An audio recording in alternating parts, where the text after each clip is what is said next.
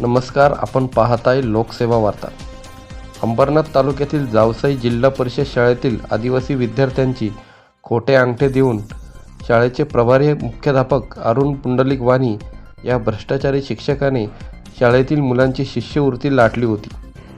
आदिवासी विद्यार्थ्यांच्या पालकांनी मनसे विद्यार्थी सेनेचे जयेश केवणे यांना संपर्क करून ही बाब मीडियाच्या माध्यमातून उघडकीस आणली होती।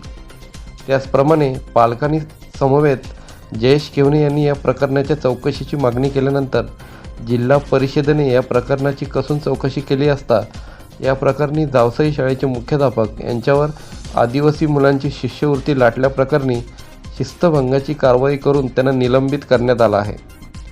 प्रतिनिधी विश्वदीप गायकवाड, लोकसेवा वार्ता, अंबरनाथ।